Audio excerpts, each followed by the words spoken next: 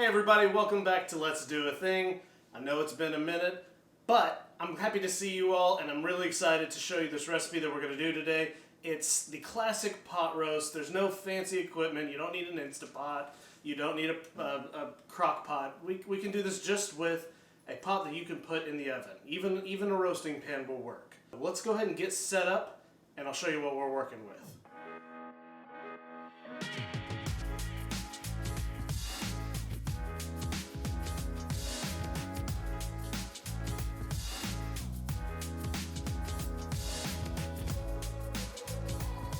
Okay, so we've got our tons of things here set up, okay? We've got a beautiful, this is about 2.5 pound chuck roast. We've got red wine, garlic, tomato paste. We've got bay leaves, onions, salt, pepper, beef stuff. Slide this all to the side. We're gonna get our, what do you call this thing? We're gonna get our burner ready here. There we go. And I have a big old cast iron right here. We're going to get this nice and warm. We're going to put a little bit of oil in it, and then we're just going to sear off this beef chuck. Okay, so we've got this nice and warm now. We're going to go ahead and take, again, this is about 2.5 pounds. You can do up to 4, whatever your pot fits, honestly. That's the sound you want to hear. And we're going to just let this brown on each side, and then we'll pull it out and add everything else. Okay, so we've seared off each side here. You can tell that is just a beautiful color. It's already trying to fall apart, which is a good sign. It means this is a really decent cut of meat. You've got a lot of connective tissue here, which is going to be great. We're going to go ahead and pull it out. Look at that. Look at this meat. Woo! We're going to just set that aside for now. We're going to go ahead and toss in some onions. These are going to break down into nothing, essentially. We've got 3 cloves of garlic. We're going to go ahead and break up a little bit. Just going to, there you go. These will, again, dissolve completely as well. Just going to toss those in, give these a mix. Kind of scrape up some of that fond we had at the bottom from the meat that has seared to it. Going to let these get soft, and then we'll be right back to add the rest of our ingredients. Okay, so these have just now started to soften. We're going to take a pinch. This is probably, half a teaspoon of salt. Screw it. Let's go with a teaspoon of salt. This is just going to help draw out some of the moisture. You can see we've got a really nice fond at the bottom of this here. That's looking real good. We're going to go ahead and add our tomato paste. And this is just going to take a second to cook off before we add the rest of our ingredients. Make sure to pick a spoon that doesn't fit in your dish. That's very efficient for cooking. You want to cook the tomato paste off just for a minute, just long enough to kind of take that raw tomato flavor off of it, because this stuff has a lot of sweetness and acidity too. We want to just take the edge off of that. Just like that. Now I'm going to go ahead and add, this is 3 cups of beef stock. I'm just going to add this right in here. Whoa, it's going to jump out of the pot. I'm going to work to the bottom of this pot also to help get some of that fond off of the bottom.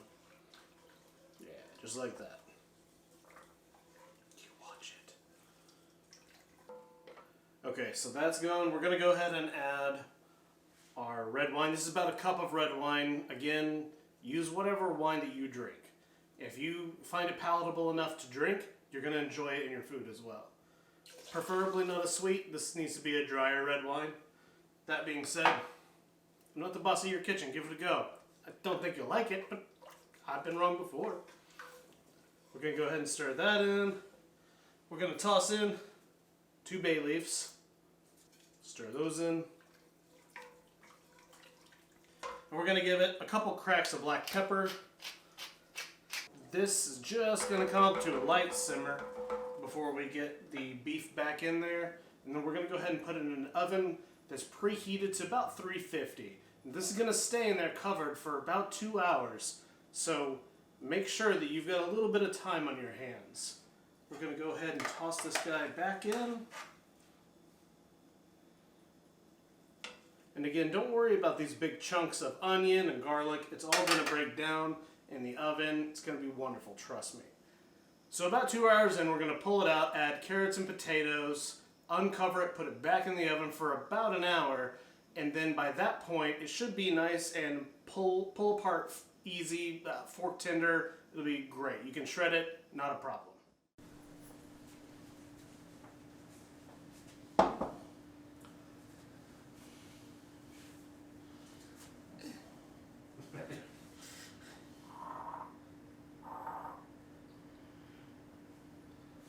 Hey everybody.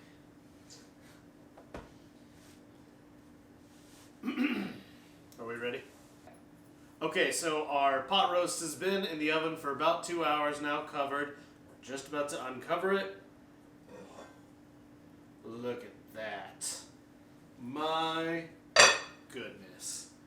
Ooh, that's beautiful. As you can see around the edges here, all of our onions have broken down. We've got a beautiful side fun going down.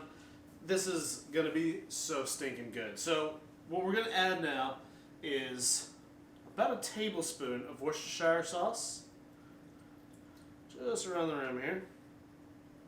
And I've got 4 large, basically cubed or not quite diced, but cubed carrots. I'm gonna stick around, just around the sides here. Careful, this pan is screaming hot. If you don't like carrots, you don't have to use them, but they do add quite a bit of flavor. And I've got these little fingerling baby potatoes here that I like personally. I don't like the big honkin' cuts of potatoes. I like something that will break apart in your mouth, that absorbs a lot of the flavor, that doesn't become just a big starchy ball. Like, this is all gonna be well balanced in your mouth. So we're gonna add these in around the sides, and you want these to be submerged just so they can cook easier. Be careful, this thing is really hot. Poke these guys down. I'm also going to toss in a sprig of rosemary as well. Just at the end. I don't like it for too long because I think that rosemary can be quite overpowering, but it can be quite a strong flavor. So if you like it, add it at the very beginning. If you want a more mild flavor, add it now. Okay? So it's been another hour. Like I said, about 20 minutes in, I went ahead and pulled off the lid. You can see it right here, nice and brown. That's perfectly fine. Lots of flavor there. Oh yeah, perfectly cooked, ready to go. This is falling apart just with a fork, which is exactly how we want it. Tons of flavor in there. Oh man, I can't wait for this. Let's go ahead and get this a minute to rest. We'll go ahead and get it all plated up. I'll show you just how easily this tears apart and how delicious it is.